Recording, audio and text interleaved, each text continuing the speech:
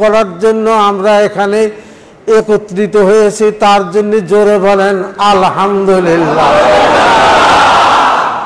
মাওলা পাকের আলোচনা সন্ধ্যা হইতেই হচ্ছে, খালি হচ্ছে না তো। মাওলা পাকের এখন আর কি, আমার তো আর কিছু বলারই নেই।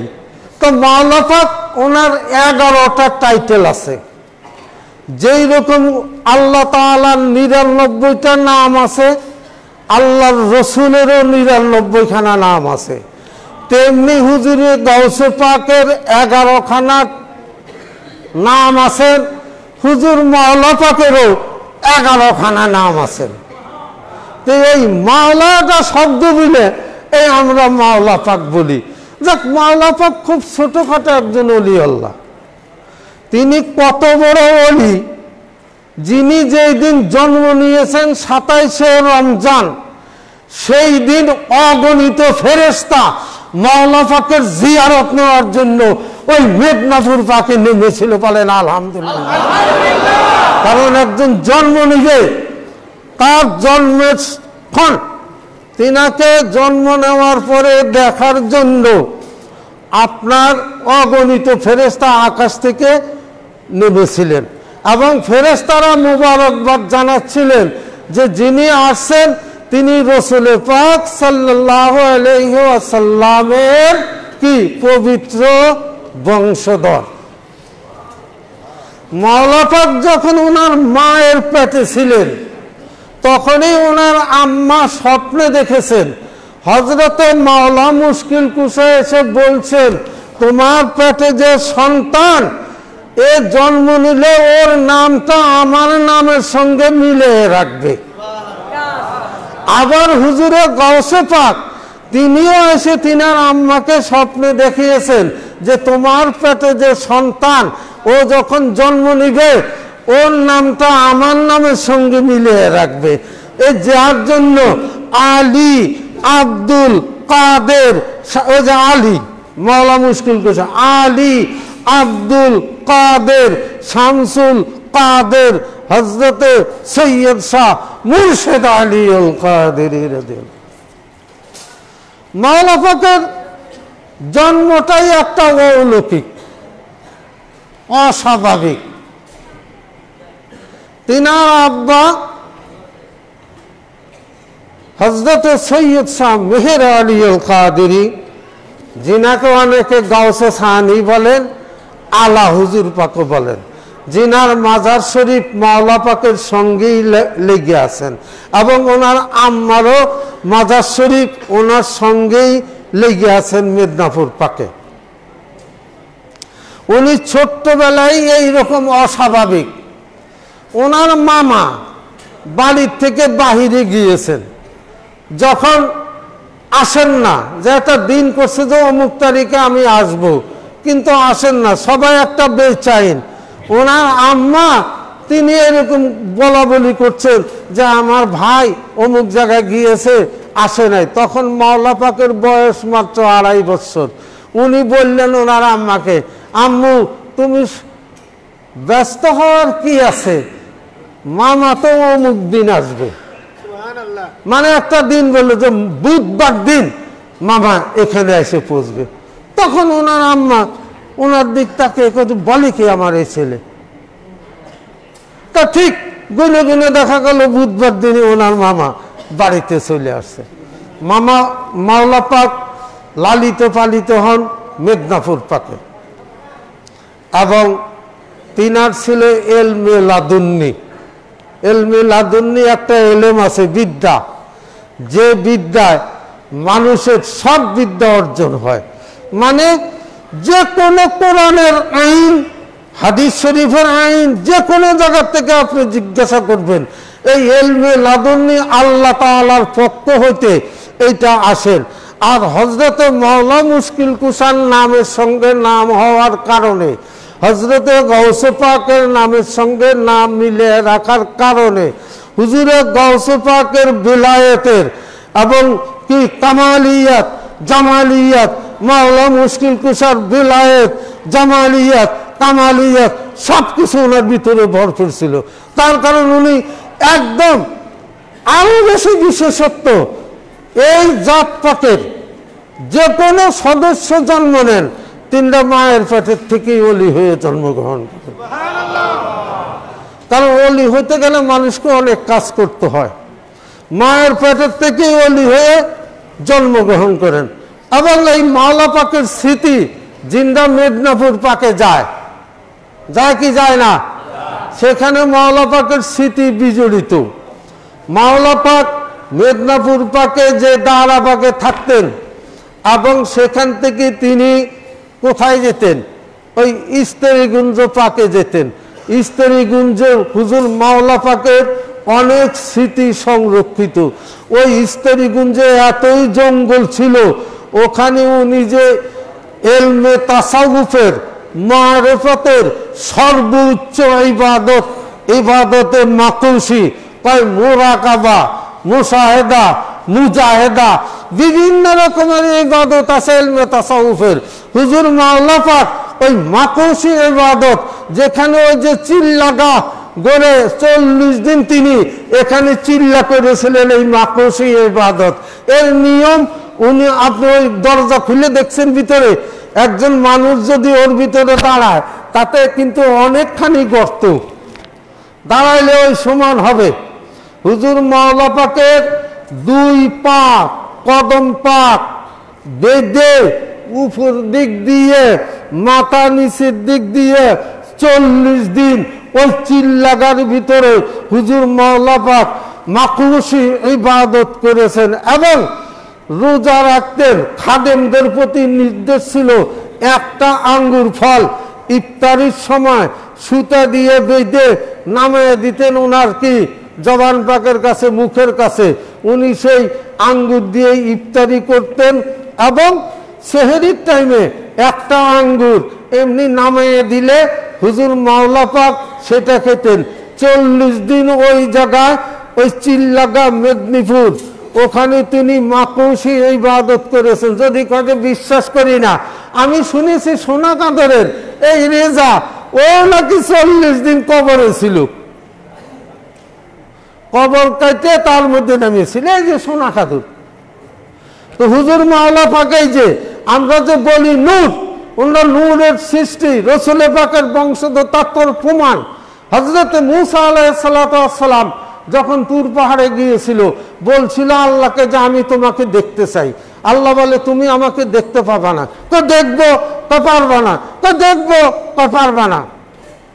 তখন দেখতে যে আল্লাহর নূরের তাজাল্লিতে তুর পাহাড় পুড়ে গিয়েছিল।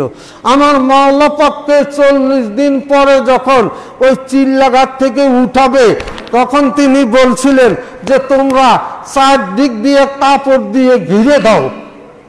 তো 4 দিক দিয়ে কাপড় দিয়ে ঘিরে দেওয়ার কারণে কাপড় তো একটু ফাঁক, ওনার যে সেই নূরের ঠিক তুর পাহাড়ে যেরকম আল্লাহ নূরের তাজাল্লি জালো প্রকাশিত হয়েছিল, হুজুর মাওলা পাককে ওই চিল্লাঘাট থেকে তোলার পরে এমন জালো হয়েছিল।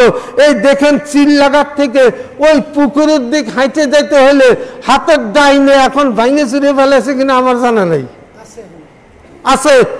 কারণ আমি করছি যখন দেখে আসছি, সে ধরেন আরো 22-23 বছর আগে, তখন ওনার এই আলো, ওই জায়গা কিছু তাল গাছ, কলা গাছ ছিল, আম গাছ।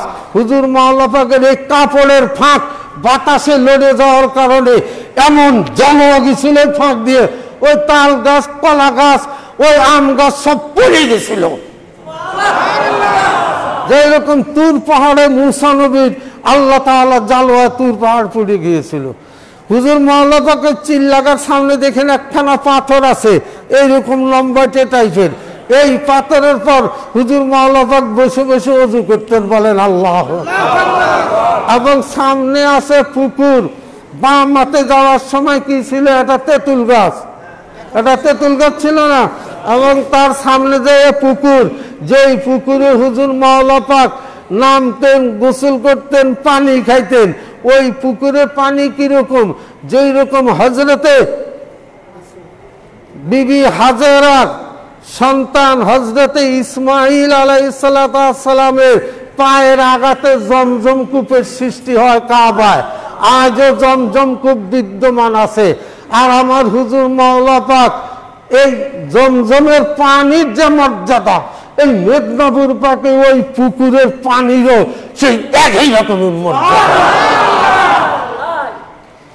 এবং ওই পুকুরে ওযু করতেন হুজুর মাওলা পাক, এবং কিছু মুড়ি, কাঁচা পেঁয়াজ, কাঁচা মরিচ দিয়ে উনি খেতেন, যার কারণে ওখানে গেলে একজন পীর ভাই কিছু মুড়ি এবং কাঁচা মরিচ, তা ওই মাওলা পাকের ওই জিনিসটাকে ওজিফা হিসাবে ধরে রাখেন। এবং সামনে ভিতরের ডাইন পাশে, পুকুরের এই পাশে যাওয়ার সময় ডাইনে যে একখানা বিল্ডিং ছিল একতলা, ওখানে হুজুর মাওলা পাক বসতেন এবং ওখানে খেতেন, ওখানে বিশ্রাম নিতেন। তখন চারপাশ দিয়ে বাঘ, যত বাঘ ভাল্লুক, হিংস্র জানোয়ার, এবং আমার মনে হয় আরো 45 বছর আগেকার কথা করছি, মেদিনীপুর গেলে দিনের বেলা আমার তো ভয় করত যে এমন জঙ্গল কোথায় যে আমি কোথায় হারিয়ে যাব আর কি এসে আমাদের ধরবি। 45 বছর আগেই ধরেন বলছি, এইরকম জঙ্গল ছিল, অনেক বাঘ ভাল্লুক ছিল। তারা এসে হুজুর মাওলা পাকের কদম পাকে চুম্বন করতেন এবং কদম পাকে কি সেজদা করতেন। ওই পুকুরে মাছ ছিল, হুজুর মাওলা পাক তাদের নাম রাখছিলেন, কারো নাম রূপালী, কারো নাম সোনালী, বুঝছেন। উনি মাওলা পাক ডাক দিতেন, কারো কিছু পড়ে গেলে সেই মাছ ওই রকম মুখ দিয়ে উঠে। এখন ওই পুকুরে নামা নিষেধ আছে, নিষেধ আছে কি নাই? আছে। হুজুর মাওলা পাক ওই পুকুরে নামতেন হুজুরপুর নূর পাকের জামানায়। আপনি দেখেন চারপাশে এত গাছ, এত পাতা পড়ে ওই পুকুরের মধ্যে, আর পানি মনে হয় যে সেই জমজম কূপের পানির মতো। অনেকেই নিয়ে আসেন, দেখেন পানি বদনা বলে উঠিয়ে দেয়, ওর ভিতরে নামা নিষেধ। হুজুরপুর নূর পাকের জামানায় এইরকম একজন নাম ছিল, বস তারে কি সাপে কামড় দিছে, সে তো মরেই যায়। হুজুরপুর নূর পাকের কদম পাকে আরজ হওয়ার পরে বলল যে ঠিক আছে, ওকে একটা কি ট্যাবলেট খাওয়াও। তখন করে দিছে সাপে কামড়, 20-10 সাপ, ও যায় মরে, আর বলছে ট্যাবলেট খাওয়াও। ট্যাবলেট খাওয়ায় ল্যাপ মুড়ি দিয়ে রোদের মধ্যে শোয়ায় রাখো। ও কতক্ষণ পরে ঘাইমে ভিজে চুপ চুপে সুস্থ হয়ে গেল। তারপরের থেকেই ওই পুকুরে নামা নিষেধ। ওই পুকুরটাও হুজুর মাওলা পাকের একটা অলৌকিক ঘটনা, আজও বিদ্যমান ওই মেদিনীপুরের এই যে ইস্তারিগুঞ্জ পাকে। আমার হুজুর পাকরা কত বড় শাহানশাহ বাদশাহ। তখনকার দিনে হায়দ্রাবাদ, এই যে জুলফিকার আলী ভুট্টো পাকিস্তানের, তার পূর্বপুরুষদের এরা 900 একর হুজুর মাওলা পাকের এই চিল্লাগান নামে কি দান করে দিয়েছিল। ওই এলাকা দিয়ে সব জমি আমার হুজুর পাকদের মানসি দখল করে খায়, মানুষ বাড়িঘর করে। তো হুজুর মাওলা পাক এই যে কলকাতা 22 নম্বরে মাওলা পাক থাকতেন। 22 নম্বরটাও 22 নম্বর 23 নম্বর রাজা মিয়া নামক একজন লোক, তখন কলকাতা সাংঘাতিক সন্ত্রাস, খুব দাঙ্গাবাজ লোক ছিল, বহুত মার্ডার কেসের আসামি সে, একটা দুইটা না। তখন সে জানলো যে একজন ফকির হুজুর মাওলা পাকের দরবারে আসছিল। তো এখন পুলিশ ওরে খুঁজে বেড়ায়, কারণ 10টা 11টা মার্ডার কেস তখন তার মাথায়। একটা মার্ডার কেসেই তো তার ফাঁসি, তারও 10টা তো থাকেই। হুজুর মাওলা পাকের জমানা ওনার দরবারে এসে পলায়। গোয়েন্দা পুলিশ ঘুরে ঘুরে জানে যে এই জায়গায় আছে। তার নাম ছিল রাজা মিয়া। এসে বলছে যে আপনার দরবারে এইরকম একটা লোক আছে। কয় যে জি আছে। বাস কই? কয় এই যে। পুলিশের ধরে ফেলেছে, ধরে নিয়ে যাচ্ছে। তখন রাজা মিয়া কাঁদছে আর বলছে যে পৃথিবীতে নিরাপদ জায়গা মনে করেছিলাম আপনার কদম পাক, তাই আপনার দরবারে এসে পলাইছিলাম, আর আপনি আমারে পুলিশের হাতে ধরে দিলেন। তো পুলিশ নিয়ে যাচ্ছে আর তাকায় তাকায় মাওলা পাকের দিক ফিরে ফিরে কাঁদছে। তো হুজুর মাওলা পাক খালি একটু মুচকে এসে বললেন, আরে যাইয়ে না, হাম তো হ্যাঁ, তুমি যাও, আমি আসি। তার নাম ছিল রাজা মিয়া। হুজুর মাওলা পাক একদিন ঘুরে ঘুরে, মাওলা পাক বেশি দিন বাঁচেন নাই, মাত্র 48 বছর কয়েক মাস। কত? 48 বছর কয়েক মাস। হুজুর মাওলা পাক একদিন ঘুরে ঘুরে ওই হাইকোর্টের, ক্যালকাটা হাইকোর্টের 4 কোনা দিয়ে এক ঘুরেন দিয়ে চলে আসছে। যত মামলা ছিল সব মামলায় ওই রাজা মিয়া বেকসুর খালাস।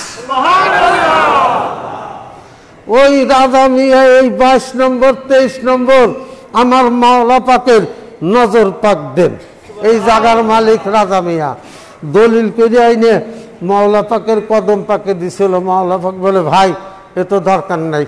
কাজে হুজুর আপনি আমার জীবন দান করেছে, তো মুর্দা জিন্দা করা আমার হুজুর পাকদের জন্য কি নস্যি, আমার হুজুর পাকদের জন্য কি মুর্দা জিন্দা করা আমার হুজুর পাকদের জন্য কি। হুজুর পাক বলেন, ছোট হুজুর পাক বলেন, শাহজাদা হুজুর পাক বলেন, ওনাদের কাছে মুর্দা জিন্দা করা, অসুস্থকে সুস্থতা দেওয়া, ফকিরকে বাদশা করা এবং জাহান্নামীকে জান্নাতি করা, চোরকে ওলি বানানো ওনাদের কাছে কোনো ব্যাপারেই না। আমার কথা কি বুঝতে পারেন? হ্যাঁ, তাইলে যারা ঘুমাইছে এগুলো একটু তুলে দিবেন, এগুর মসজিদে তো বাইর করে দিবেন। এই রাজা মিয়া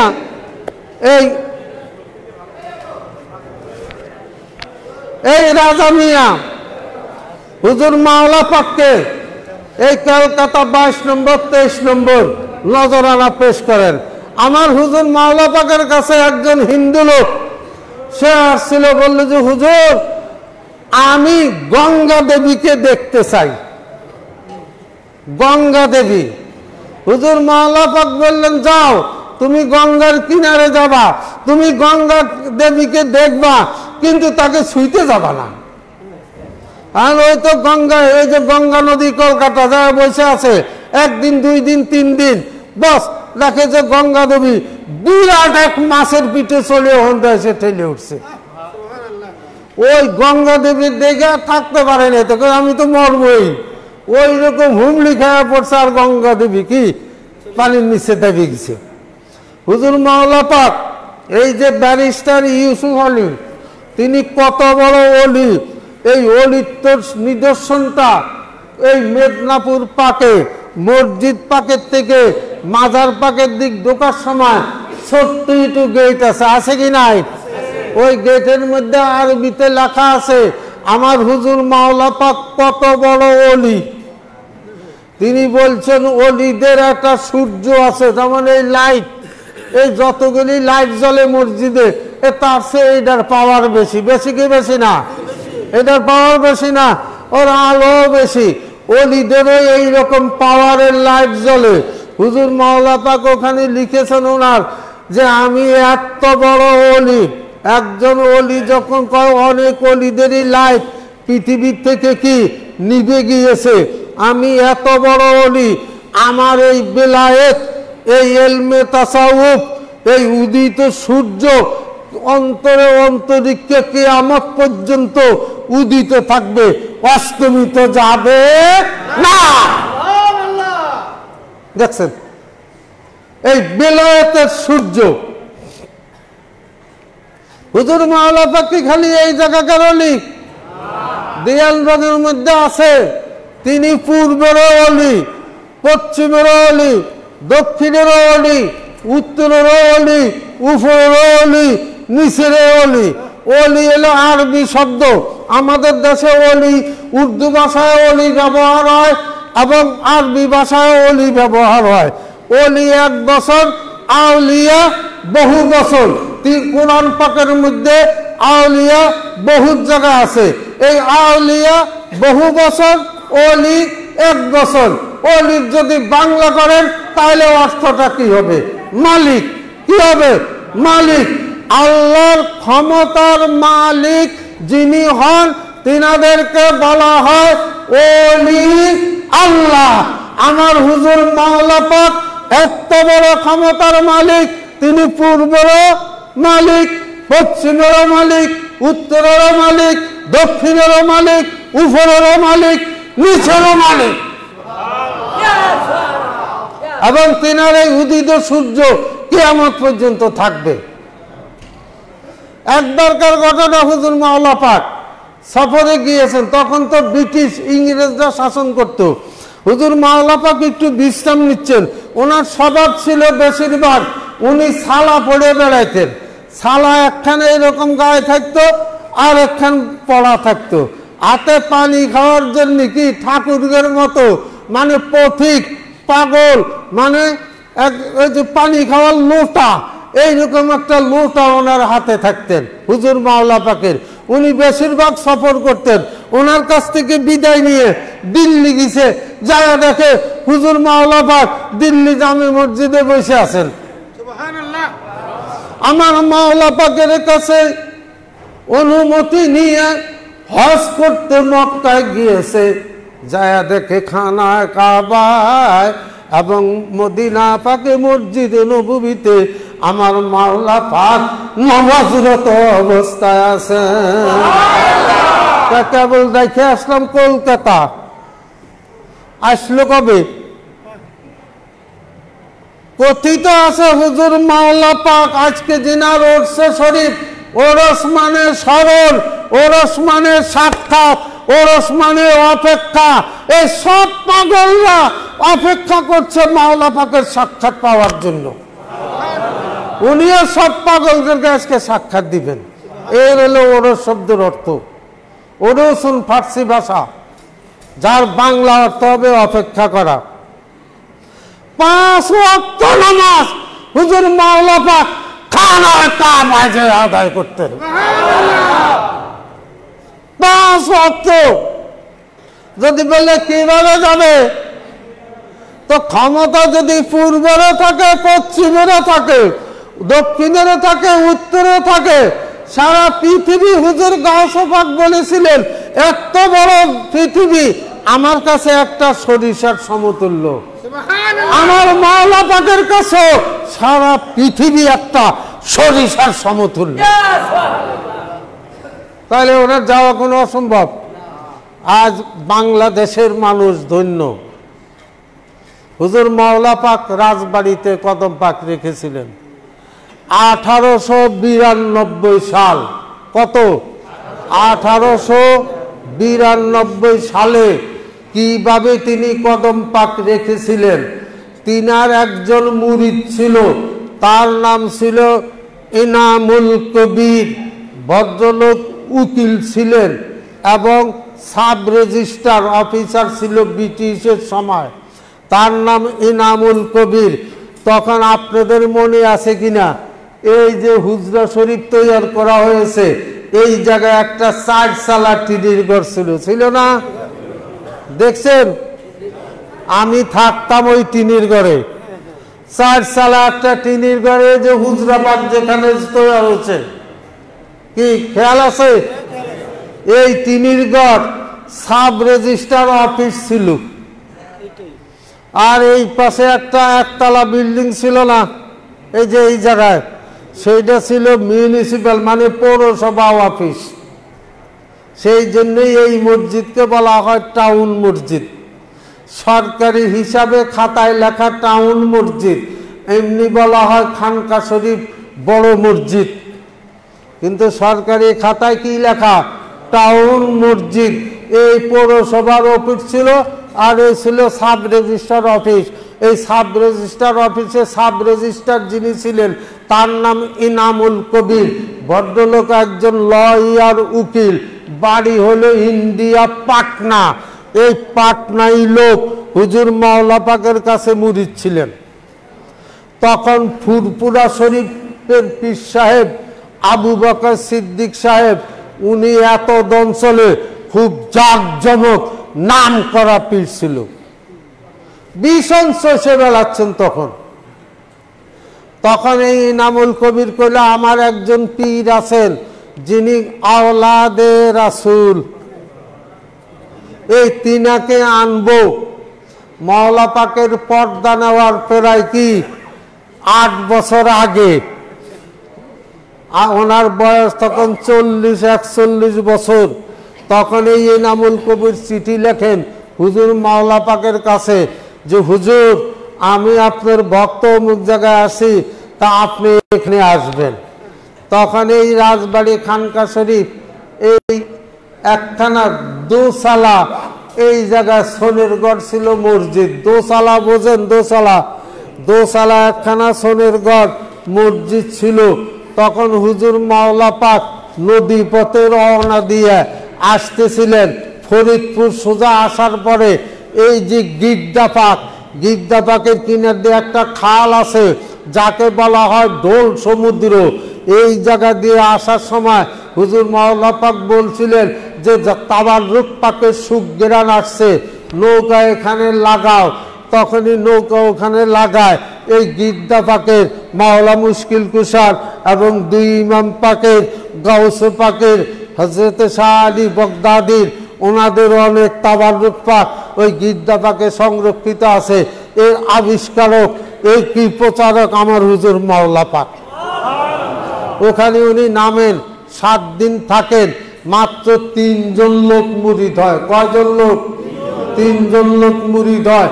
ওই জায়গায়ও যিনি মুরিদ হয়েছিলেন তিনি বলছিলেন যে হুজুর আমার স্ত্রীকে আপনার কাছে মুরিদ হতে চায়, কিন্তু নৌকা পথে আসতে লাগবে হলো 4 দিন।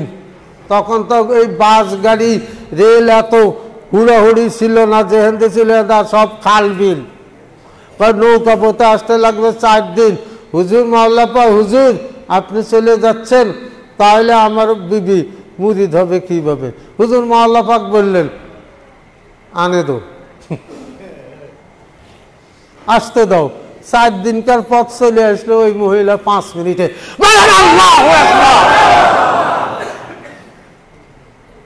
মাওলা, আমরা মাওলা পাক বলি মাওলা অর্থ কি? অভিভাবক। এই যা বসে আছে উপস্থিত প্রত্যেকের অভিভাবককে হুজুর মাওলা পাক। তখন ফরিদপুর থেকে হুজুর মাওলা পাক নৌকা যোগে এই রাজবাড়িতে আসেন। এই জায়গায় হুজুর ইনামুল কবির হুজুর মাওলা পাককে দাওয়াত করে আনেন। উনিও 1892 সাল, আজ থেকে কত বছর আগে? প্রায় 131-32 বছর আগে হুজুর মাওলা পাক এই রাজবাড়িতে কদম পাক রাখেন। আর সেই কদম পাকের ছোঁয়ায় এই রাজবাড়ি বড় মসজিদ খানকা শরীফ আর সমআল্লাহর মতো সম্মানে ভূষিত হয়েছে। শুধু মাওলা পাকের কদম পাক। তখনও মাওলা পাকের কাছে মাত্র 3 জন লোক মুরিদ হয়। কয়জন? 3 জন। এবং মাওলা পাক এখানে থাকেন। আমি দেখেছি হুজুর মাওলা পাকের খাওয়ার বর্তন আর কি মাটির খোড়া, সেটি আবার সাইডকে নিয়ে এরকম খাড়া, এইরকম ভাবে না তো মাটির খোড়া, মাটির চায়ের কাপ, মাটির গিলাস এবং ওনার বিছানা, ওনার চাদর, ওনার মশারি, ওনার গামছা, তাও দেখেছি। তো এখানে 7 দিন থেকে হুজুর মাওলা পাক চলে যান। হুজুর মাওলা পাকের কীর্তি, হুজুর মাওলা পাক কত বড় ওলি, যা লিখে গিয়েছেন তিনি দিয়ান পাক। যেই দিয়ান পাক পৃথিবীতে যত কিতাব আছে 1 নম্বর কিতাব হলেন আল্লাহ তাআলার কালাম, পবিত্র কোরআন পাক। এই তো 1 নম্বর আল্লাহ তাআলার কালাম, পবিত্র কোরআন পাক, যা তেলাওয়াত করলে মানুষের দিল আলোকিত হয়, নূর সৃষ্টি হয়, পয়দা হয়। হুজুর মাওলা পাক এই কাদরিয়া তরিকাপন্থীদের জন্য রেখে গিয়েছেন এই দিয়ান পাক। এই কোরআন পাক তেলাওয়াত করলে যে রকম তার দিলটা আলোকিত হয়, এই দিয়ান পাক পাঠ করলেও তার দিলটা ওই রকম আলোতে আলোকিত হয়ে যায়। এবং পথের নিশানা কোরআন পাক যেই রকম বিশ্ববাসীকে কি আল্লাহর রাস্তা দেখিয়েছেন, হুজুর মাওলা পাক এই দিয়ান পাকের মাধ্যমে কি ওনার মুরিদানদেরকে কি এই হকের পথ, হকের রাস্তা, নাজাতের রাস্তা দেখাই দেয়। আমাদের তরিকার অনেক কাজ নিয়ে দুর্নাম করে, এটা কিন্তু সঠিক। অন্যান্য যারা আছে তারা দুর্নাম করে, দুর্নাম করে না বুঝে। কারণ যদি বুঝের মধ্যে আসে তাহলে আর দুর্নাম করার কিছু নাই। যদি হক, যদি নে আল্লাহ রসুল পাওয়ার রাস্তা যদি হয়, তো 1 নম্বরের রাস্তা হইল তরিকায়ে কাদেরিয়া। এত সহজ সোজা রাস্তা। তো দিয়ান পাক পাঠ করলে নূর পয়দা হয়, মুরিদানের দিলটা আলোকিত হয়। কোরআন পাক কিয়ামত পর্যন্ত যেরকম আল্লাহ তাআলা বিশ্ববাসীর জন্য প্রেরণ করেছেন, হুজুর মাওলা পাক এই দিয়ান পাক লিখে এই কাদরিয়া তরিকা পন্থীদের কিয়ামত পর্যন্ত কি তার দিলটাকে আলোকিত করে আল্লাহ আল্লাহ রসুলের রাস্তাওয়ালা তামুতুন্না ইল্লা ওয়া আনতুম মুসলিমুন, যে মুসলমান না হয়ে মরো না, মুসলমান বানানোর মূল উপাদান এই দিয়ান পাক, এই তরিকা পন্থীদের। অনেকে আবার বলেন যে তাহলে দিয়ান পাক বললে মুসলমান আর মুসলমান না, এই কাদরিয়া তরিকা যারা মুরিদ তাদের জন্য পথ প্রদর্শক হলো এই দিয়ান পাক। মাওলা পাকের তিনি কত বড় ওলি। তখনকার দিনে ব্রিটিশ গভর্নমেন্ট মানুষের জমিদারি নিয়ে গেছে। একজন জমিদার হুজুর মাওলা পাকের দরবারে শুনছে যে উনি বড় ফকির, ওনার দরবারে আসছে। এসে বলছে, হুজুর আমার জমিদারি চলে গেছে, আমার জমিদারি যেন পেয়ে যায়। হুজুর মাওলা পাক বললেন, মিল যায়গা। আবার 6 মাস পরে ঘুরে আসলেন, হুজুর আমি তো আমার জমিদারি পাই নাই। মিল জায়গা। তো এই করছে জমিদারের। আর ওই দরবারে আরেকজন বসে আছে এইরকম খাদেম। মাওলা পাকের দরবারে আরেকজন খাদেমও আছে, অনেক খাদেম। তো একজন খাদেম, এই খাদেম একদম গরিব মানুষ। তো একটা সাদা পয়সায় যে এই পকেটে, কয় উনি নাকি জবরদস্ত ওলি আল্লাহ, ওনার কাছে গেলে গরিব মানুষ ধনী হয়ে যায়, কি চোর ওলি হয়ে যায়, জাহান্নামী জান্নাতি হয়ে যায়, জাহান্নামী জান্নাতি হয়ে যায়, চোর ওলি হয়ে যায়, পাপী নিষ্পাপ হয়ে যায়। তা আমি গরিব মানুষ, একটা পয়সা আছে, যাই মাওলা পাকের কাছে দেখি আমার পয়সা করি হয় কিনা। তো যখন উঠতেছিল 22 নম্বরের সিঁড়ি বেয়ে, হুজুর মাওলা পাক দাঁড়ায় সামনের থেকে বলল, আরে তেরা পাস কুছ নেই আয়, তোমার কাছে কি কিছু নাই? তো বলল, হ্যাঁ হুজুর 1 পয়সা। ঠিক আছে যাইয়ে। তারে কইল, তোমার 1 পয়সা আছে, তুমি যে লোহা লক্করের ব্যবসা শুরু করো, লোহার ব্যবসা।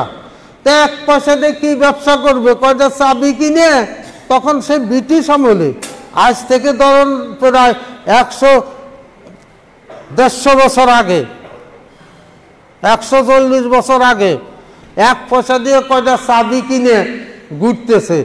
এখন যার তালায় ওর চাবি লাগায়, তার তালাই খুলে যায়। কারো চাবি আরে ফেলাইছে, তালা খুলবার পারে না, মিস্ত্রিটা হোক। 1 পয়সা দিয়ে ব্যবসা শুরু করে তখনকার দিনে সে 4-5 বছরের মধ্যে কোটি কোটি টাকার মালিক হয়েছে। ব্যবসা বাদ দিয়ে মাওলা পাকের দরবারে আসে। আসার পরে এখানে সে খাদেম, আমার মাওলা পাক দয়া করে ওই লোকটার দিক একটু সুনজরে তাকিয়েছিলেন। তাকানোর কারণে ওই লোকটার ভিতর আলোতে আলোকিত হইয়া যায়। কিরকম আলো হয়? যে ইলমে তাসাউফের প্রথম ধাপ, ওই এক জায়গায় বসে সব দেখতে পারে। তো খাদেম ওখানে আছে, এইদিকে এই জমিদারের জমিদারি চলে গেছে। মাওলা পাকের দরবারে এসে বলে, মাওলা পাক বলেন মেল জায়গা। 1 বার 2 বার 3 বার যখন ওই জমিদার আসে, বলে হুজুর আমার জমিদারিতে আমি ফেরত পাই নাই। হুজুর মাওলা পাক বললেন মেল জায়গা। তো এখন নিচে নামে এসে ওই খাদেম, যে নাকি 1 পয়সাতে কয়েকশো কোটি টাকার মালিক, এবং মাওলা পাক তার ইলমে তাসাউফের কিছুটা দান করেছেন, ওই দরবারেই থাকে। ওর সাথে ওই দরবারে যেরকম এখনকার দেখেন না, আমার মুর্শিদ পাকের মালিক পাকের দরবারে খাদেমের সাথে অনেকেরই খাতির আছে না, আছে কি নাই? কোনো কথা নাই, সব খাদেমের কাছে ফোনে কয়া দিল। খাদেম ওখানে কইল কি কইল না ওইসব তার যাচাই বাছাই নেই, কয়া দিলে এই ফেলি হয়ে গেছে। কাছে থাকলে যে হুজুর বাগদের কাছে ঘেঁষা যায় না, এটাই সত্য কথা। আপনি দূরত্বে যায় ওনার জিয়ারত পাবেন, একটা আরজ করতে পারেন হুজুর পাক, ছোট হুজুর পাক, শাহজাদা হুজুর পাক। কিন্তু যারা কাছে, তাদের কাছে যদি যান, কাছে যারা তারা অত বলতে পারবে না। আপনি যতটুকু এই জায়গার থেকে দূরের থেকে যায় বলতে পারবেন, কাছে যারা তারা বলতে পারবে না। তো এইরকম ফোনে ফোনেই সব হয়ে যায়। তো ওই লোকটার কাছেও মোবাইল আছে, ওই খাদেমের কাছে। তো সে জিজ্ঞাসা করলো হুজুর মাওলা পাক কি বলেছেন? তো বললো ভাই মেল জায়গা। তো আমরা চোখ বুঝলো, যে চোখ বুঝে করতেছে তোমার জমিদারি পাইতে দেরি আছে। ওই খাদেম বলল তোমার জমিদারি পাইতে দেরি আছে, বলছে যে মেল জায়গা। এর কবে মেল জায়গা? তুই তো মরেও যাবার পারিস, তুমি আবার যাও, যায় জড়াইয়া ধরোগে। এই কেবল আবার এই কলকাতা 22 নম্বরে নিচের দোতলার দেখছি মাওলা পাক দোতলায় থাকতেন। 3 তলা ওনার মসজিদ পাক, 3 তলা যেখানে নামাজ পড়েন সামনে কাঠ দেয়া ঘেরাও করা, ওই জায়গায় হুজুর মাওলা পাক বসতেন। ওখানে হুজুর মাওলা পাক বসে কি জিয়ারত দিতেন। এবং অনেক সময় নামাজের পরে দেখেন নামাজ পড়েন, ডাইন পাশে অল্প একটু জায়গা কাঠ দিয়ে ঘেরাও আছে, আছে কি নাই? আরে খালি ঘন ঘন কলকাতা কিছু দেখেন নাই, দেখছেন? ওখানে নামাজের পরে হুজুর মাওলা পাক জিয়ারত পাক দিতেন বসে। তো ওই লোক খাদেম উঠতেছে এরকম বায়া উঠতেছে, আর মাওলা পাক বললো तुमको बोला है मिल जाएगा, तुम फिर क्यों आया? बोले हुजूर हमारा तो একটা লোক ওই খাদেম সাহেব নিচে তো কইছে আমার নাকি জমিদারি পাইতে মেলা দেরি আছে। হুজুর মাওলা পাক বললেন उसको बुलाओ। বাস ওই খাদেম সাহেবের ডাকে নিয়ে আসছে, আপনি কইছেন আসেন, আপনারা ডাকে। ওনারে নিচে উঠতেছিল, হুজুর মাওলা পাক বললেন अरे तेरा मुनीब रहता है जमीन पर और तुम अर्श मोहल्ला पर। কি বললো? এখন তো আমাদের ভিতরে অনেক আছে আরশ মহল্লায়, মুর্শিদটাকে জমিনে, এরা আরশ মহল্লায়। হুজুর মাওলা পাক বললেন কি তোমার মালিক সে হলো জমিনে আছে, আর তুমি আরশ মহল্লার খবর করছো যে ওই লোকের জমিদারি পাইতে দেরি হবে। বলে এই কথা কওয়ার বলো, যাও আমি মেল জায়গা। ওই লোক বাড়ি এসে দেয় তার জমিদারি ফেরত চিঠি এসে।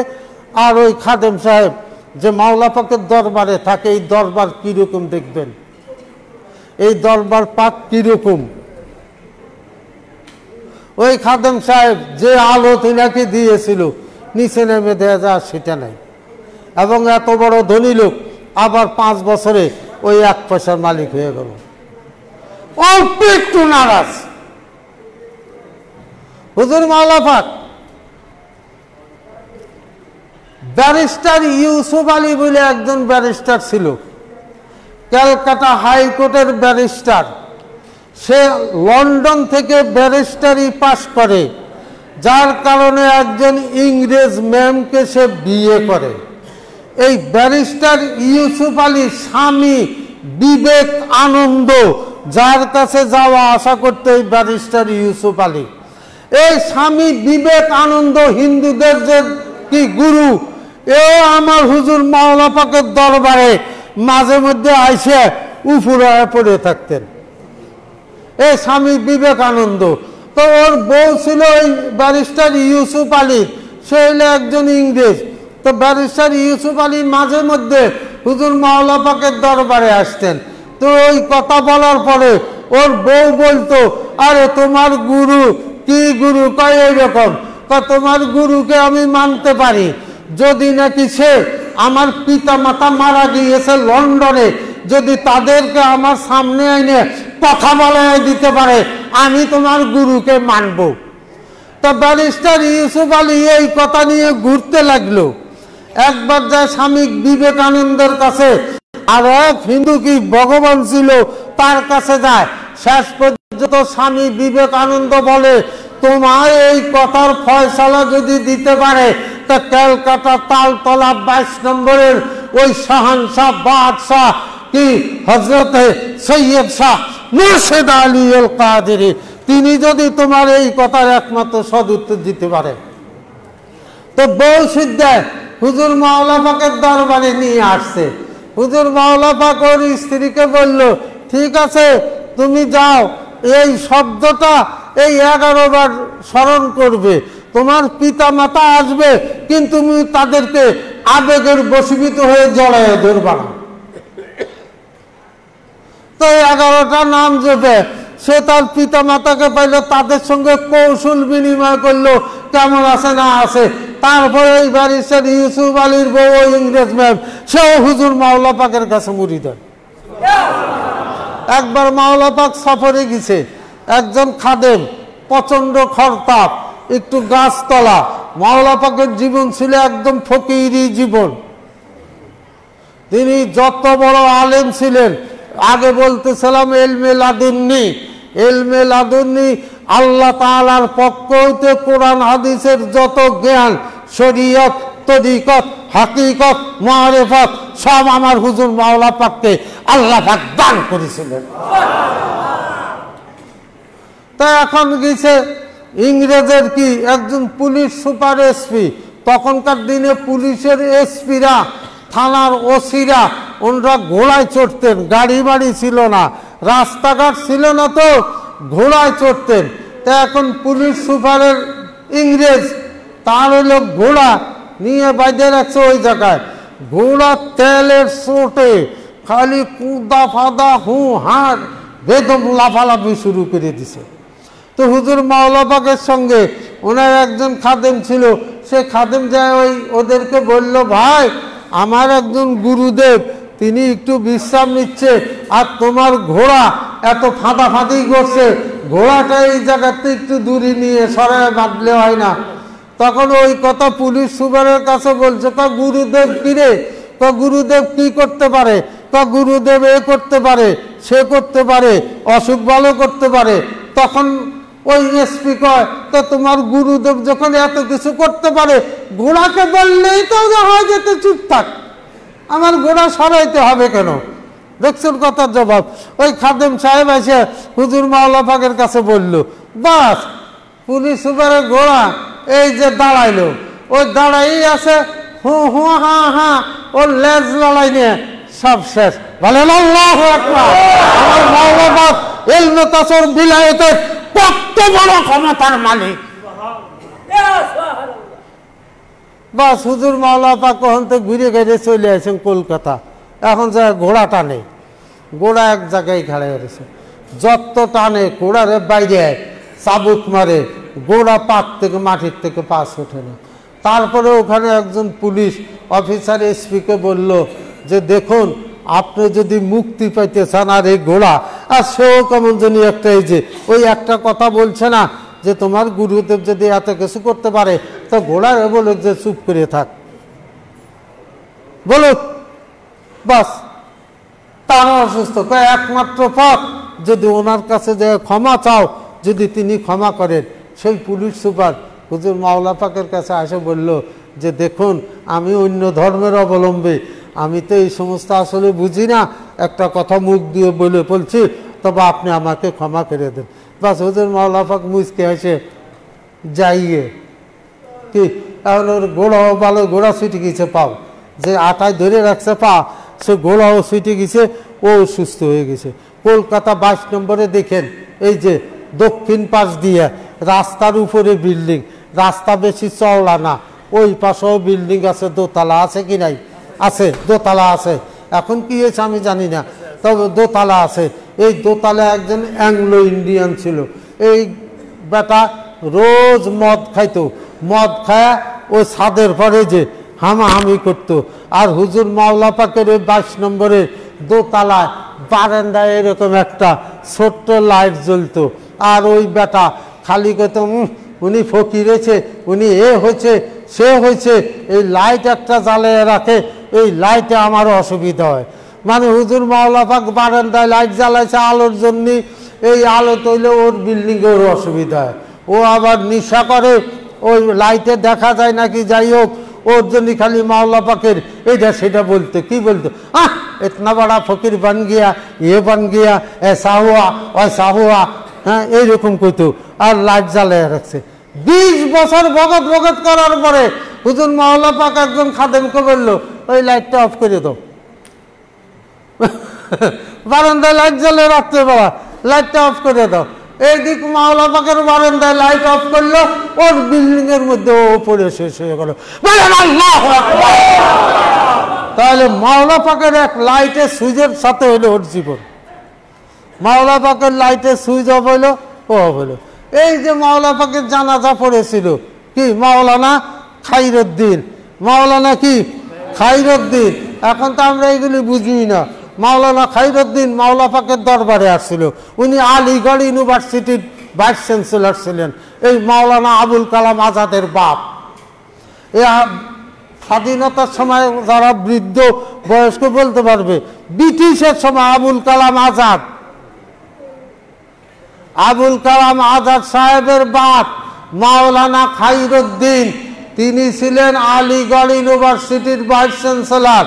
মাওলা পাকের দরবারে আসছিল, আইসে দেখে মাওলা পাকের দরবারে সেজদা করে, মাওলা পাকের দরবারে সালাম করে, মাওলা পাকের দরবারে ধরে এরকম চুম্বন খায়।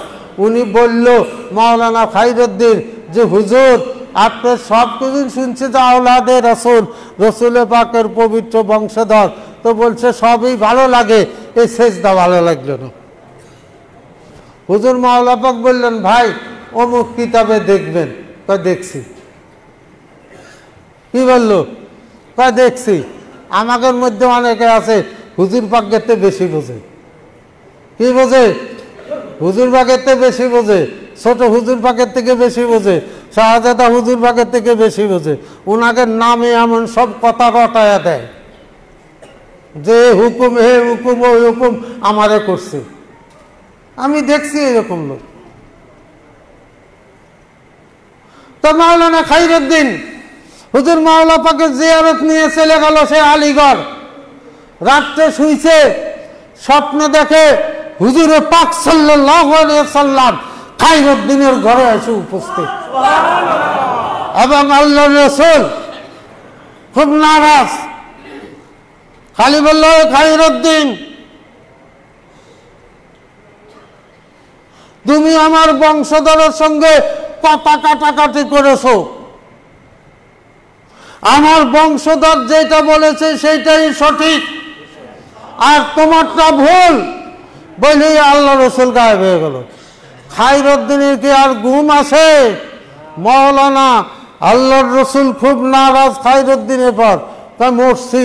আমি মাওলা পাক বলছি অমুক কিতাব দেখো, আমি ওনার সঙ্গে বলছি কিতাব আমি দেখছি, আর আল্লাহর রসুল এই কথার কারণে আমার পর এত নারাজ, এত নাখুশি। আবার খাইরুদ্দিন বলে, গাড়ি লাগাও, কলকাতা যাব। আলিগড়ের থেকে আবার কলকাতা আসলো।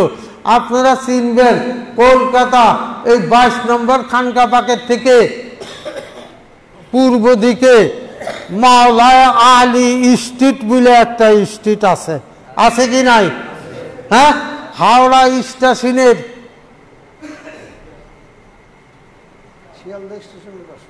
শিয়ালদা স্টেশনের দক্ষিণে ইটালিয়ান মার্কেট বলে একটা মার্কেট আছে।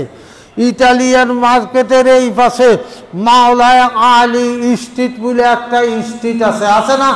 কলকাতা 22 নম্বর খানকা পাকের থেকে প্রায় 1 কিলোমিটার দূরে। মাওলানা খাইরুদ্দিন ওই মাওলানা আলী স্ট্রিটে আসার পরে ড্রাইভারকে বলল, গাড়ি থামাও। নিজের পায়ের জুতা খুলে ফেললো। গাড়ির থেকে নেমে মাওলানা খাইরুদ্দিন মাওলানা আলী স্ট্রিট থেকে 22 নম্বর পর্যন্ত এই রকম নাকে খত দিতে দিতে 22 নম্বরের সিঁড়ির উপরে ওই রকম কপাল ঘষতে লাগলো। হুজুর মাওলা পাক বলে, কিয়া হুয়া? হুজুর, আপনি আমারে মাফ করে দিবেন, আপনি যা বলেছেন এটাই সঠিক, আমি ভুল বলেছি, আপনি ক্ষমা না করলে আমার ইহজগৎ পরজগৎ বরবাদ। তা কেন? তা আমি রসুলের পাককে স্বপ্নে দেখেছি, তিনি অত্যন্ত নাখুশ, নারাজ আমার উপরে আপনার সঙ্গে এই কথা বলার কারণে। এই 22 নম্বরে সিঁড়ি দিয়ে উঠছিল, নাক ডলে ওই সিঁড়ির থেকে উঠতে দেয়, নাক ছুলে রক্ত বাইর করছিল। রক্ত বাইর করে আমার মাওলা পাকের কদম পাকে উপরে পড়েছিল, আর মাওলা পাকের কাছে মুরিদ হন। মাওলা পাক ওনারে ক্ষমা করে দিয়ে মুরিদ বানালো। ওই খায়রুদ্দিনেই মাওলা পাকের জানাজা পড়েছিল। আমার মাওলা পাক 48 কয়েক মাস বয়সে ইন্তেকাল করেন। কলকাতা খানকা পাকের সব খাদেমদের বড় বড় মৌলানা ছিল তখনকার যুগে। কলকাতা আলিয়া মাদ্রাসার বিগ মৌলানারা মাওলা পাকের দরবারে যেতেন। মাওলা পাকরে এক নজর দেখার সাথে সাথেই কি তার এলমে লাদুন্নি খুলে যেত। হুজুর মাওলা পাক বললেন, আমি অমুক দিন এতটার সময় চলে যাব, তোমরা আমার গোসল দিয়ে কাপড়া দিয়ে তাবুত পাক তৈরি করে রাখবা। সেই দিন যদি সোমবার হয়, মঙ্গলবার, বুধবার, বৃহস্পতিবার, 4 দিনের দিন শুক্রবারে আমার জানাজা আলিগড় মাঠে, আলিগড় মাঠে, কলকাতা আছে না মাঠ, আছে না আলিগড় মাঠ, ভিক্টোরিয়া, হ্যাঁ আলিগড় মাঠ, সেখানে হবে। একটা লোক আসবে এই দিক থেকে এই টাইমে, সেই লোক আছে। হুজুর মাওলা পাক আমি যখন চলে যাব তুমি আমার জানাজা পড়বা। হুজুর আমি সে আলিগড় থাকি এত দূরে, আমি কি করে যাব? আমি তোমার কাছে জানাবো।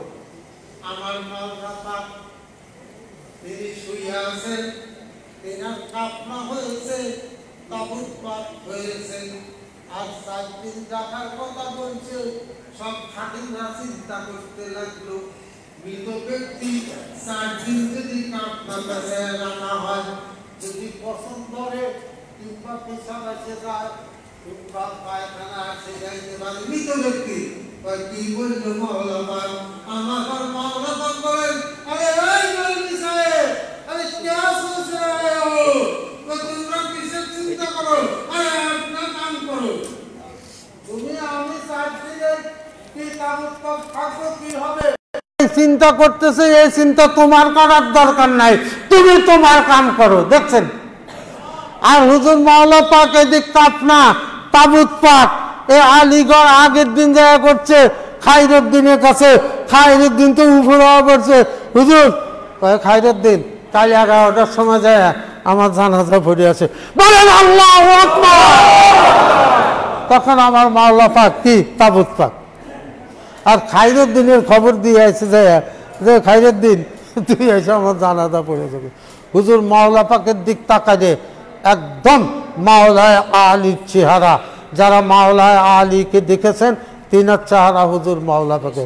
হুজুর মাওলা পাককে যে দেখেছেন সে হুজুরে গাউসে পাককে দেখেছেন।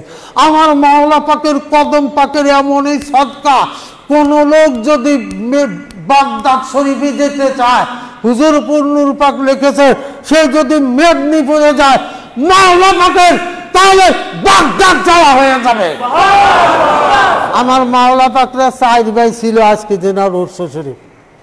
ওনার নাম মুর্শেদ আলী, ওনার বড় ভাইয়ের নাম হলো আলী মুর্শেদ, আরেকজনের নাম কি অলি মুর্শেদ। কি নাম?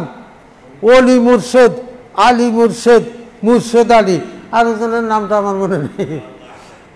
হ্যাঁ, এই 4 ভাই ওনরা। তো এই অলি মুর্শেদ যিনি, তিনি যখন হুজুর মাওলা পাকের এই কেরামতি এই পাওয়ার দিকে ভিতরে ভিতরে একটু মানে পছন্দ করতেন না, কিন্তু কিছু বলেন নাই, না বলে কয় যে আমি গদিনিসীন হব। হুজুর মাওলা পাক হলেন মেজো, আমার মুর্শিদ পর্দা হুজুর পাকও মেজলে, হুজুর মাওলা পাকও মেজলে। ওনার বড় জনের নাম হইল কি অলি মুর্শেদ। আমি গদিনিসীন হব। তোর কাছ থেকে গদি আমি ছায়া নেব না, আমি গদি নেব গাউস পাক থেকে ছায়া। অলি মুর্শেদ তিনি বাগদাদ শরীফে গিয়েছেন, গাউসে পাকের কাছ থেকে এই গদি নিশিন হওয়ার জন্য, অলিত্ব পাওয়ার জন্য যা দেখে আমার মাওলা পাক গাউসে পাকের ডান পাশে বসে আছেন, বলেন আল্লাহু আকবার। ওলি মসজিদ ফেরত চলে আসে। আজকে জিনার ওরস শরীফ কি দেখেছে, লিখেছে রেয়ান পাক। রেয়ান পাকটা কি? এটা কুদরতের বাগান। রেয়ান পাক কি? যারা বলেন রেয়ান পাক কি? কুদরতের বাগান। আমি তো কই নেই, কে বলছেন?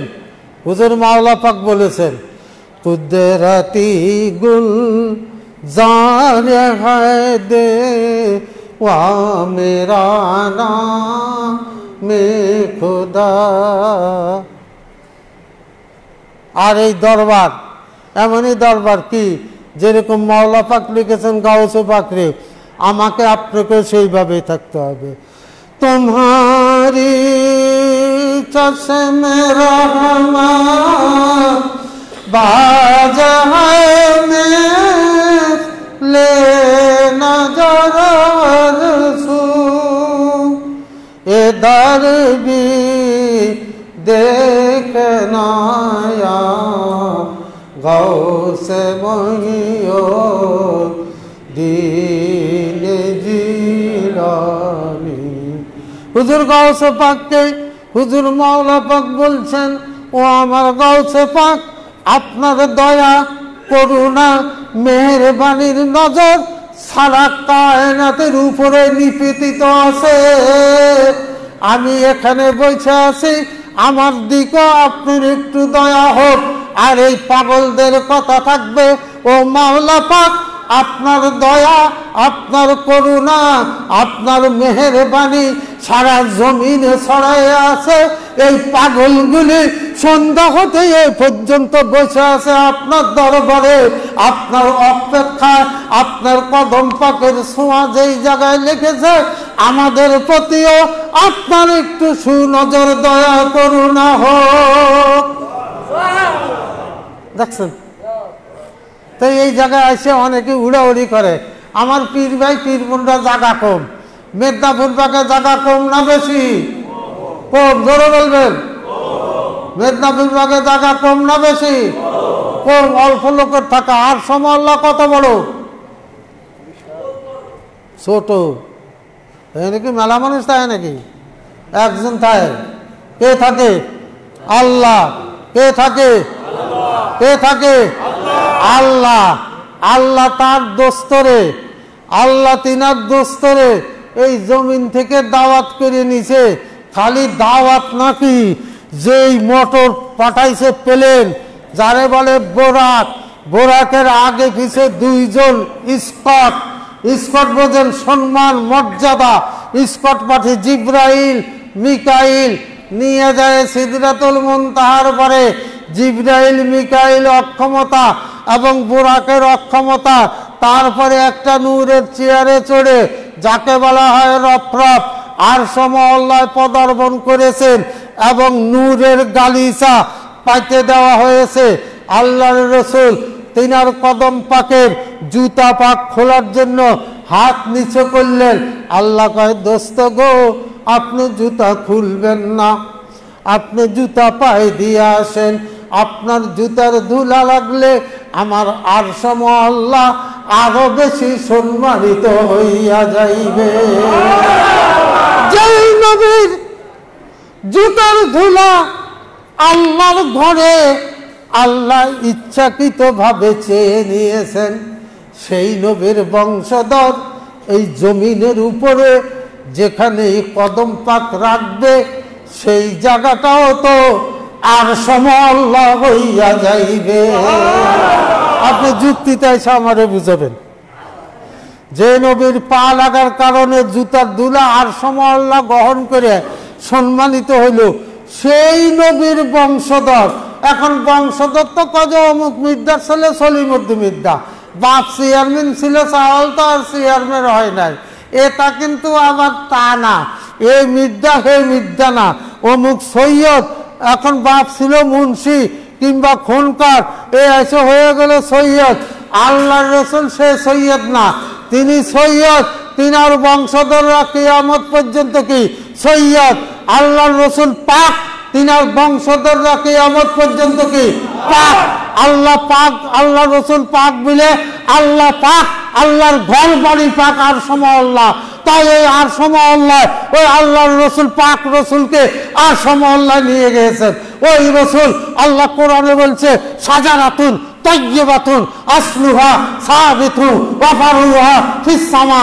হে দোস্ত, আপনার একটা পবিত্র গাছ, যেই গাছের পাতা আসমানের সঙ্গে লেগে আছে, শিকড় পাতালের নিচ পর্যন্ত, ওই গাছের ডালপালা সেইগুলি আছে কি নাই? এই তিনটাই হলেন তিনার বংশধর, যাদেরকে বলা হয় আওলাদে রসুল, খানদানি নবুয়তের সদস্য। ওনাদের দেখা, রসুলের পাত্রে দেখা। ওনারা যদি কারোর প্রতি দয়া করেন, আল্লাহ রসুলের দয়া করা। ওনাদের যেখানে পা লাগবে, রসুলের পাকের পা যেখানে লাগবে, মদিনা শরীফ হয়েছে, ওনার বংশধরদের পা যেখানে লাগবে, সেই জায়গাও পাক পবিত্র শরীফ। কোন দলিল কোরআন হাদিস থেকে নিয়ে আসতে পারে। হুগলি জেলায় ফুরফুরা একটা জায়গার নাম, সেখানে একজন পীর সাহেব হয়েছে, তাই ফুরফুরা শরীফ। এই ভাই, ফুরফুরা শরীফ কয় না, কোরআনে আছে যে ওই হুগলি গ্রামের ফুরফুরারে শরীফ কওয়া লাগবে। হাদিসে আছে, এজমা আছে, কে আছে? আছে নাই, কয় একজন ওলি আল্লাহ ফুরফুরা শরীফের পীর সাহেব কেবলা, তিনি জন্ম নিচ্ছেন, সেই জন্য ফুরফুরা শরীফ হয়েছে। আর আমার মুর্শিদ পাকের কথা তো স্বয়ং আল্লাহ তাআলা কোরআন পাকে বলেছে পাক পুত পবিত্র। তো যে এখন যদি আর সময় আল্লাহ হয়, তো সেই জায়গায় সেজদা করা যায়? কথা কানা গায় সেজদা করা যায়? আর সময় আল্লাহ। আর পীর ভক্তের কাছে পীরের আস্তানা, পীরের দরবার কাবা সমতুল্য। আমরা যদি আমার হুজুর কেবলা, এইরকম সব তরিকাই বলে কেবলা, আটরশির হুজুর কেবলা, চরমনার হুজুর কেবলা, শর্ষিনার হুজুর কেবলা, ফুরফুরা শরীফের হুজুর কেবলা, বলে কি বলে না? ওই তরিকাপন্থীদের যে যে তরিকার লোক, তার পীর সাহেব কেবলা, তার কাছে কেবলা। তো কাবলা কেবলা যে হয় না, কেবলার মধ্যে সেজদা করা যায়। কোনো নির্বোধ যদি কাজে কেবলা সেজদা করা যায় না, সেটা হলো বোকা, মূর্খ। আর আমরা যেখানে সেজদা করি, এটা তো আর সময় আল্লাহ। তোমার আল্লাহ যদি এখানে থাকলো, আর তোমরা যদি কাজে আল্লাহ নাই, তো তোমরা খোঁজো গে। আমাদের আল্লাহ এখানে আছে, আমরা এই জায়গায় সেজদা করিয়া যাইব। সেজদা করতে করতে বুঝিয়ে যাবো, তাও ইয়ে বাদ দেব। আর আহলে বায়াত করতে করতে আমরা মরে যাব, তাও সার দিব। গাউস পাক করতে করতে মরবো, তাও বাদ দিব। মাওলা পাক করতে করতে খুন হব, তাও বাদ দিব। আমার মাওলা পাকদের, এই আহলে বায়াত পাকের নাম জিকির করে অন্য সব ওলি আল্লাহ সৃষ্টি হয়। যে কোনো লোক ওলি হইতে যাবে, যে আমি ওলি হব, তাকে এই আহলে বায়াত গাউসে পাকের নামে জিকির করতে হবে। যদি দয়া করেন, জিকির শুনে খুশি হন, তাহলে সে ওলি হইতে পারবে। যাক, আমার যদিও আমি বুড়িয়া মানুষ, আমি তো আপনাকে ওয়াজ করে এত রস আনবার পারবেন না কি। আর সন্ধ্যাতে এই পর্যন্ত ওয়াজ করছে, মাওলা পাকের কিছু থইও নাই। কথাটা বুঝতে পারছেন তো? অল্প একটু কইছি। আমি একটা জিনিস অনুরোধ রাখবো, আমার পীর ভাই পীর বোনদের কাছে করো জোরে নিবেদন, খানকা শরীফ ছাড়বেন না। রাজবাড়ি খানকা শরীফে মাওলা পাক এসেছেন, হুজুরপুর নূর পাক এসেছেন, পর্দা হুজুর পাক আমার মুর্শিদ মাওলা আকা এসেছেন।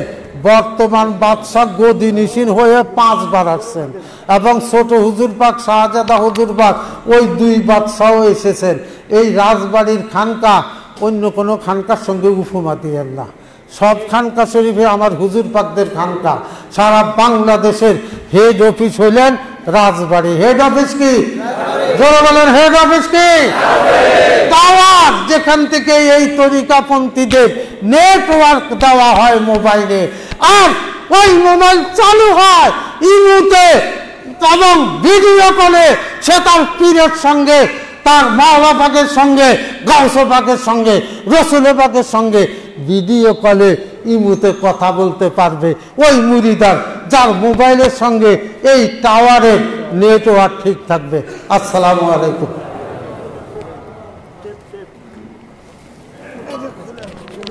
কোনটা কখন চাইছে আজকাল জাম হয়ে গেছে।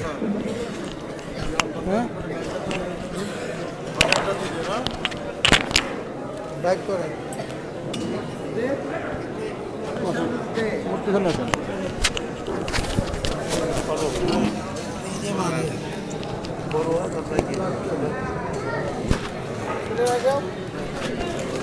সামনে আসো।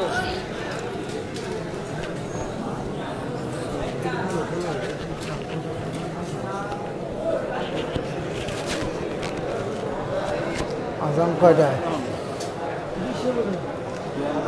यहाँ से तज़किरा है गौसे आजम की विलादत का जमी को अर्श आजम आबशारा यूं सुनाता है बढ़ाया है जमी तुझको फलक पर अपने रुतबा के अब तुझ पर कदम महबूब सुबहानी गाता है जलवा अफ़गानूर रब्बानी आया ज मौलाद महबूब सुबहानी आया फर्श से अर्श नूरानी आया महफिल महबूब सुबहानी आया नाना जल खुदा के रहमते या बयान शाह जिलानी आया जिसका बगदाद मोहल्ला क्या उसे दिल भर के मेहमानी आया जो फलो से दिल से हाजिर आई मौलद अल्ताफ रब्बानी आया सर के बल है आशिकों वो ये जलवा फरमा शाह जिलानी आया चाहे दो को कल मुबारक हमको बद में शाह जिलानी आया एहतमाम महफिल महबूब पर बस यही दीन मुसलमानी आया गौसे आजम हर घड़ी एक करमीन से जानी है पादरी है मदर खाने गौसे पा उस लुत्फ़े खास रब्बानी आया निकला ये नूर नूर रिसालत मुआब से जैसे के कोई अतर निकाले गुलाब से क्यों कर न हो के रसमले है जनाब को हसनैन से अली से रिसालत मुआब से रावियन सिद्क शौर्य हक़ सभी गुफ्तरी सिलसिला जुम्बन हक़ीक़त के सिलसिले बिदर जनाब गौसियत माप का मुंता होता है हज़रत हसन मुझबा तक और रोसई माधुरी साहब तो वालों तक असमर विलायत का फरिश्ता है हज़रत हुसैन शहीद करबला तक इसलिए आपका हसैनी हुसैनी कहते हैं अनसाय सरफराज के गौसो शकलैन दरद ज़ियारत से सफैला सूये बेदरदा बहसन सिलसिलाए उस अजजालब मादर दुर्दरिया है हुसैना نقلك جوازت بلاد مرتبط سلطان تخت مافی رونق افروز بادر مادر محترم ہوئے جناب کبریا بافت مسرت ولادت اپنے محبوب کے ہزار اولیاء اللہ کو فرشت قدس رحم مادر میں لایا کہ یہ لوگ بھی محبوب کے ولادت کی قریب پیدا ہو کر اپنے معشوق کا حاصل ہو اور شرب صحفی سب ذات حاصل کرے اربع قطب سمن کو لائے کہ جب حضرت ام الخیر فاطمہ ثانی نور محبوب سبحان سے ملا ہوئے تو معلوم رہا تو کیا کہ آپ تمام میری اگر شمد اس میں رونوں کا برود ہے الغرض اسی طرح جب کو ماتا بری خوبی آپ تب سے محبوبی رونوں کا برود بدراتا رہے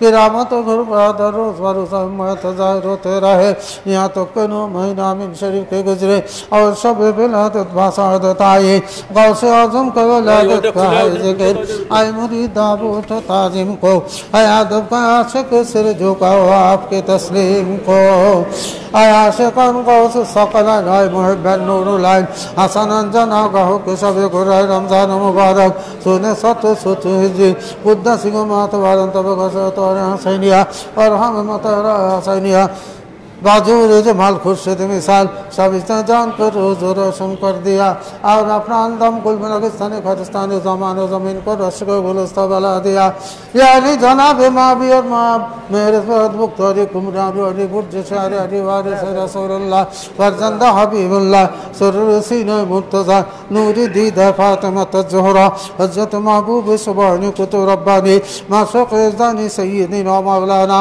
अबू मोहम्मद मुहियुद्दीन शेख अब्दुल قادر جیلانی حسین حسین رضی اللہ عنہ کے ربی پوش حضرت حسنین امامین مکرمین رضی اللہ عنہ سے بزد ہزاروں خیر و برکت پیدا ہوئے تمام جن ملکور بشر و جمال رسول اللہ دیکھ کر آزار و جان و دل سے گرفتا شہدہ ہوئے اور اقت ولاد زبان مبارک سے مرید لا تقبل رب زادی تھا گویا محبوب سبحانی سا صحب فری فری مزدہ توری تھا کبلا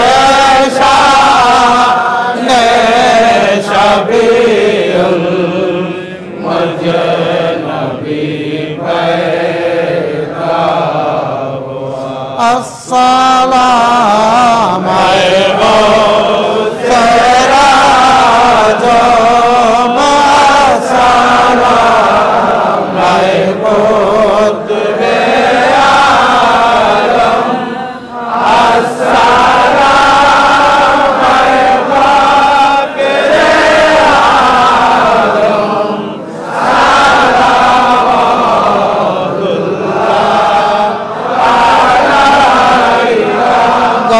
से है शाहे मेरा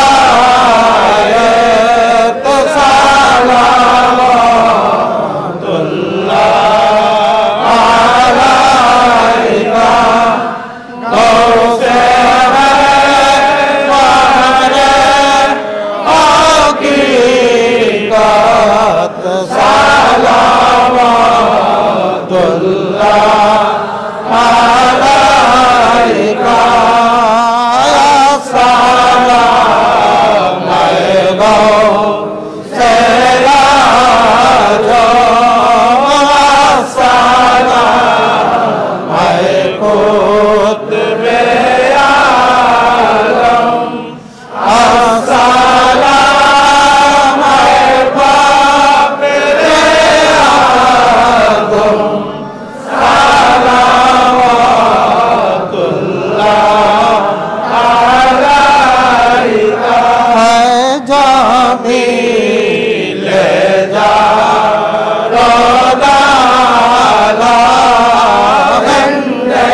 मेरे आदम बस परेशान उस पर चश्मे इनायत सलावतुल्लाह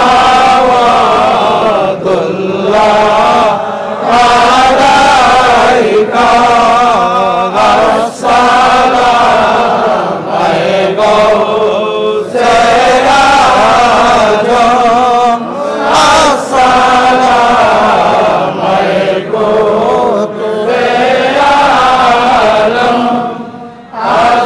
अस्सलाम अलैकुम किरे आलम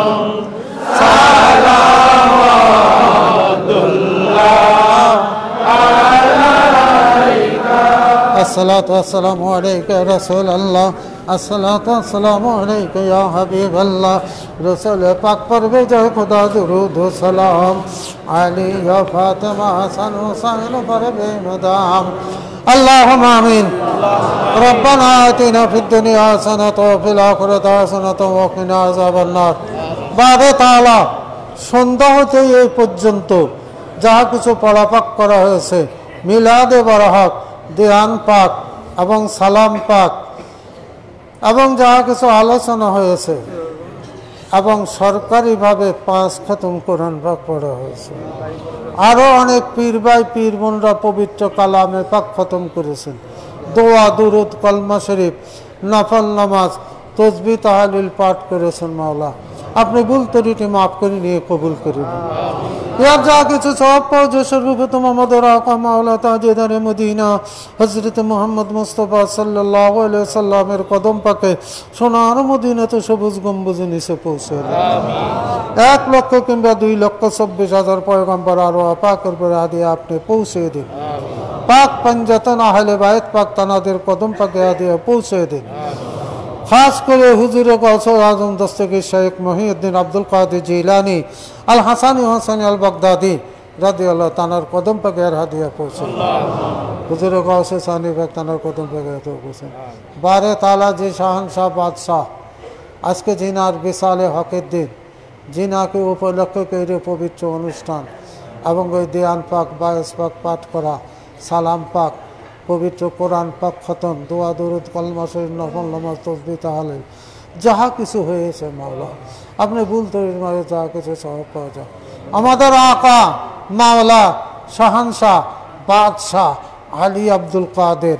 শামসুল কাদের হযরত সৈয়দ শাহ মুর্শিদ আলী আল কাদরি আল বাগদাদি আল হাসানি আল হুসাইনি আল মেদিনীপুরি রাদিয়াল্লাহু তাআলা তানার কদম পাকে এই পাপীদের এই হাদিয়াকে আপনি পৌঁছে দিন হুজুর নূর পাকের কদম পাকে এর হাদিয়া পৌঁছে দিন পর্দা হুজুর পাকের কদম পাকে এর হাদিয়া পৌঁছে দিন ছোট শাহজাদা পাকের কদম পাকে এর হাদিয়া পৌঁছে দিন আল্লাহ সমস্ত সাহাবা کرامদের রূহ পাকের পরে হাদিয়া পৌঁছে দিন সমস্ত আউলিয়া আল্লাহদের রূহ পাকের পরে হাদিয়া পৌঁছে দিন সমস্ত উম্মতি মুহাম্মদের রূহ পরে হাদিয়া পৌঁছে দিন বারে তাআলা আমি গুনাহগারের সঙ্গে তোমার যে সমস্ত বান্দা বান্দীরা আমিন আমিন করছেন আমাদের ময় মুরব্বী আত্মীয় স্বজন যে যেখানে শুয়ে আছেন তাদের প্রত্যেকের রূহ পরে হাদিয়া পৌঁছে দিন প্রত্যেকের কবর আযাবকে মাফ করে দিন প্রত্যেককে বিনা হিসাবে জান্নাতি করে দেন দুনিয়ার সমস্ত কবরবাসীকে জান্নাতি করে দেন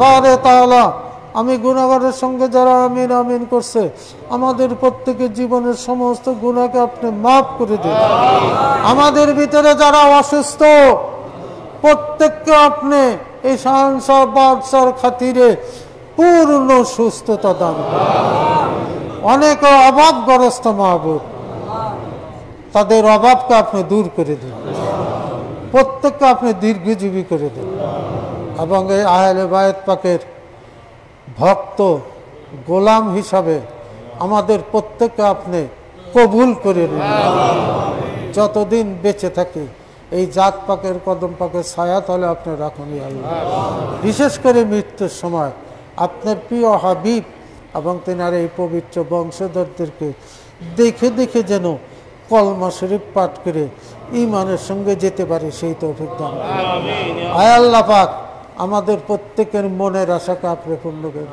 বারে তাআলা তোমার বান্দা বান্দীরা এই পবিত্র রাত্রে এখানে উপস্থিত অনেকে ছড়িয়েছে হয়েছেন যার যার মনের অবস্থা আপনি ভালো জানেন মাওলা যার যার মনের যে সমস্ত আশা আকাঙ্ক্ষা তার সেই সমস্ত আশা আকাঙ্ক্ষাকে আপনি পরিপূর্ণ করে নিয়ে আল্লাহ আমাদের প্রতি আপনি দয়া করুন আল্লাহ আমাদের প্রত্যেকের গুনাহ খাতাকে মাফ করুন আমাদের প্রত্যেকের জান মাল ইজ্জত আবরু ঈমান আকীদা আখলাক সব কিছুকে আপনি হেফাজতে রাখুন গৌসে আজম বামনে বেগ সোহায়রা মদদে মুনসে খাস দরিলা রহমত রহমা মদদে গৌসে আজম বামনে কুশতায়ে হিজরা মদদে শাইখ আলম মদদে মুর্শিদ পাক